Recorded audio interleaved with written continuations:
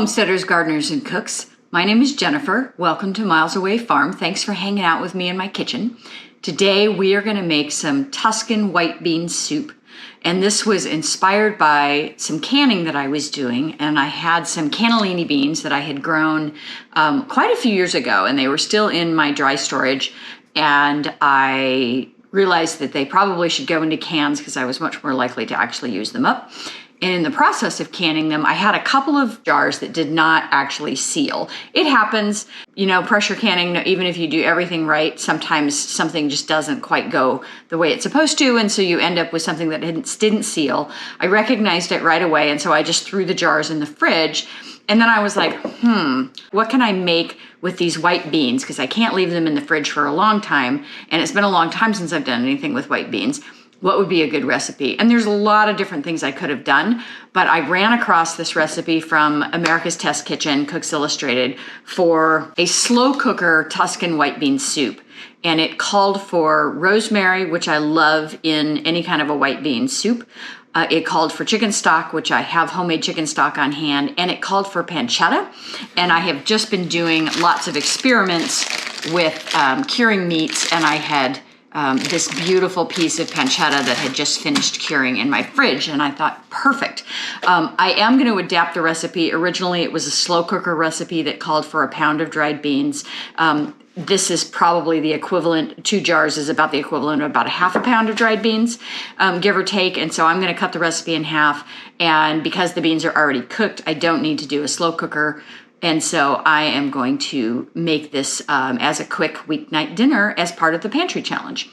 So this is going to be delicious, and I'm looking forward to it. Come join me. And I'm using a red onion for this recipe, not because it calls for it, but just because I happen to have a lot of red onions in my storage right now. I grew both red and yellow storage onions, and for whatever reason, I had a much higher germination on the red onion seed. And so I have a lot more red onions than I have yellow onions. There is a possibility, because this is a white soup, that this is going to lend a bit of a colored look to it, and I don't really care. So I'm not going to worry about that. But if you were doing this for company or presentation, you might want to use a yellow onion instead of a red onion. I'm sure you could also probably make this recipe with leeks. And I did think about that because I have like 1 leek left languishing around in my fridge, but I think it's more important that I use up this red onion. Best way to cut up an onion, you guys have seen me do this about 1,000 times at this point, is cut it in half pole to pole, leave the base attached, slice it into wedges, and then chop it from there. And by leaving that root attached, it holds those pieces together so that the onion doesn't slide all over when you're trying to cut it up. This recipe calls for, the original recipe, which is a much bigger recipe, calls for 2 onions. They did not indicate the size. So I'm just gonna go with 1 good sized large onion here, which is gonna be close to 2 cups of onions chopped. And you can see there's a little bit of green in there. We are about halfway through January, and my storage onions are just starting to think about sprouting. And so we're gonna have a lot more of this over the course of the next month or 2. But for now, we're just gonna use them up, and I will probably, as they start to get more and more likely to sprout, I will chop everything and just throw it in the freezer, and then I'll have chopped onions at the ready when I need it, and I don't have to worry about getting any more green sprouts. We're gonna get that pancetta chopped up and added to this pot pretty quickly, but I'm gonna start sauteing the onions now. And I'm just gonna add about a tablespoon of olive oil. And normally I would add a pinch of salt to this. I'm not going to in this case, because that pancetta have plenty of salt in it as that cooks down, and so it's gonna do a good job of salting and sweating these without me adding any additional salt. So here's my home cured pancetta. So I started out with a pork belly, and this recipe is in one of the Ball canning books, which surprised me because it's a little more complicated than most curing recipes. But it was fun to try. And so this is started out as a pork belly. Pancetta is an Italian bacon that is not smoked. So that's the short version. And I need about 3 ounces here. It's 2.5, so probably one more slice. Ooh, I need to sharpen my knife. Okay. I was throwing that on a scale so that I'm in the ballpark here.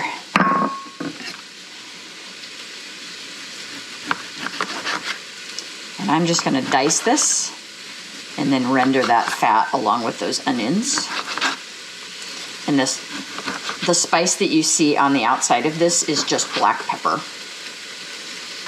After the bacon is cured and when you're aging it, you actually roll it in crushed black pepper to age, which is kind of fun. And this is the first time I've tried it, so I've never made pancetta before.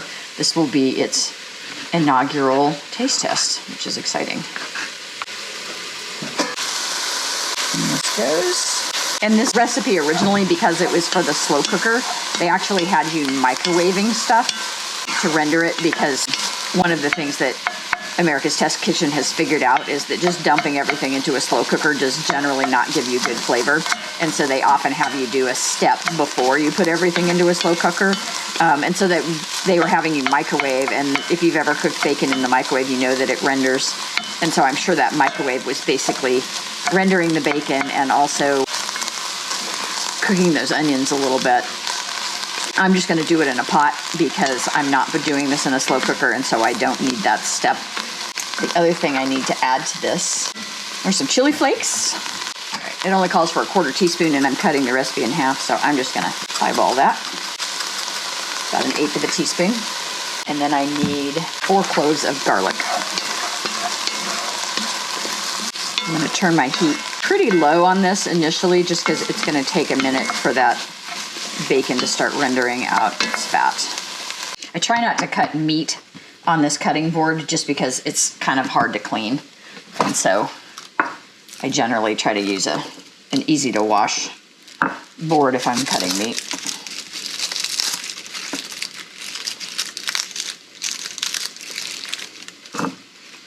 This is a great pantry staple meal because almost everything in this I've made. So this is garlic from my garden. It's a little bit on the dry side because we're in the dead of winter, but it'll be fine. The pancetta came from a local pig. The beans I actually grew. I grow 100-foot row times 2, so it's a double row of beans every year, and then use them the rest of the year. It's really nice to have that kind of room. I know most people don't, but it's been super rewarding and fun to just play around with all the different types of dried beans that are out there. This is starting to sprout. I'm just cutting this in half and removing that center because it will give a little bit of a bitter flavor. And this recipe doesn't have a ton of ingredients, and so a lot of times I don't care. I just did a chili recipe where I didn't worry about it too much because all of those heavy chili flavors are going to cover up any kind of bitterness. But this is a pretty simple recipe, so I'm going to go ahead and pick that out of there. And I'm going to wait a minute. The original recipe has you microwaving the garlic along with everything else. But we all know that garlic burns pretty easily in a pot, and so I'm going to wait a minute to put this in until everything else is rendered.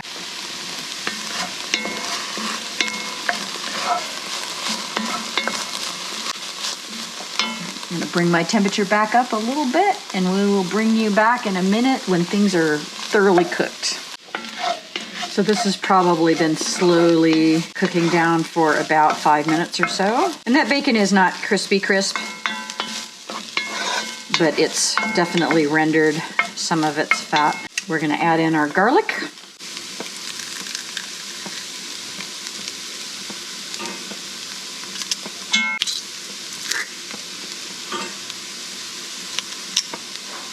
And these are pretty good sized cloves of garlic. So this is going to have a pretty good garlic kick to it. And kind of like with rasp graters, the easiest way to keep your garlic press from being a nightmare to clean is to clean it immediately. And so I just rinsed mine, and it's now in the drain board. I don't worry about a lot of soap. The only thing I ever use it for is garlic. And so I don't need it to go through a dishwasher or anything in between uses. I just give it a good rinse, make sure there's no pieces of garlic stuck to it, and I'm done. But if that garlic dries on there, trying to get it out of those little holes is a nightmare. When the garlic is fresh, it rinses right off. So that's one of those things that it's worth taking 30 seconds away from whatever it is you're cooking just to get it cleaned up so that you don't have to spend 5 minutes on it later. All right, so this is ready to go. We're gonna add in our beans.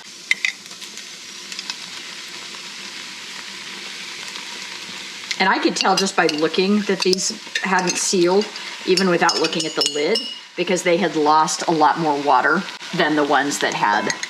And so there was obviously a lot of siphoning that had happened because the lid was not quite right.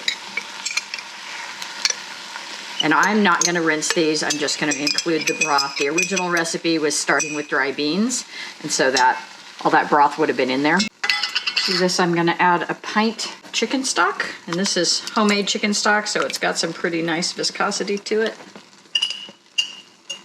These are from the meat birds that we grew out early last year. Well, not early, probably May, June. And I broke most of them down into parts rather than whole birds, and then used all of the backs and the wings and whatever else little bits and bobs we had left to make chicken stock. So nothing went to waste, and I have beautiful chicken stock in my pantry, which was awesome. So the original recipe calls for 4 cups of broth, 4 cups of water, and that is with raw beans, and so those beans were going to absorb a lot of that liquid. I'm going to add a little bit of water, maybe a cup instead of 2 cups if I'm breaking this recipe in half. But I'm not going to need nearly the amount of water that I would have if I had started with dry beans. I'm also throwing in a Parmesan rind. And this is something they do in Italian cooking a lot. When they have the beautiful Parmigiano Reggiano cheese, they throw the rinds that are too hard to eat. They save them and then put them in soups and stews. These don't fall apart generally, they stay solid, but they just impart a really lovely cheesy kind of umami flavor, and then you fish it out just like you would a bay leaf at the end. I have a freezer bag full of these from various times that I bought that cheese, which isn't something I do that often, and so I'm really excited to have a recipe in which to use it because I often forget it's there. I'm also gonna put in 1 bay leaf. I keep a bay leaf that lives out on my porch for about 9 months out of the year, and then in the winter it comes in and lives upstairs in my commercial kitchen because that's the sunniest spot for it. So it's kind of fun to have your own bay leaf. And then I'm going to add in, this is just a big old sprig of rosemary that is from a rosemary plant that I brought in for the winter, and I brought it in kind of late and one part of it got frosted, and so this part had dried out, so I'm just gonna throw that in the pot. And then we're gonna serve this with some homemade bread, so it's gonna be awesome. I'm gonna let this come up to a simmer, and then I'm gonna simmer this for half an hour or so. That's probably all it's gonna need. So I cooked this for 20 minutes or so, and then I've just been letting it kind of seep. I'm gonna pull out our herbs.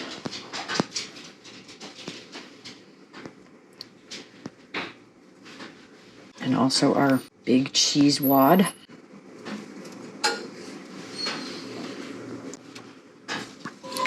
And then our bread is still in the oven, so we're not quite ready, but this will be ready to serve up when that is finished.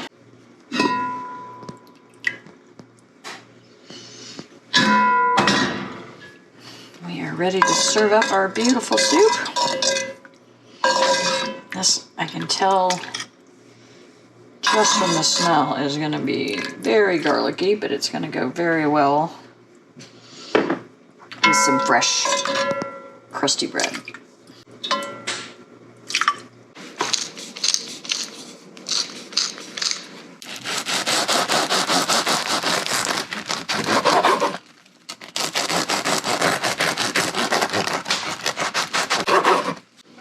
So there you have it, friends. Tuscan white bean soup from Pantry Staples. Really great winter soup for the pantry challenge. Give it a try. If you like this kind of content, please give me a thumbs up, leave me a comment, and subscribe. I have new content coming out every week. Thanks for watching, Tribe. We'll see you soon.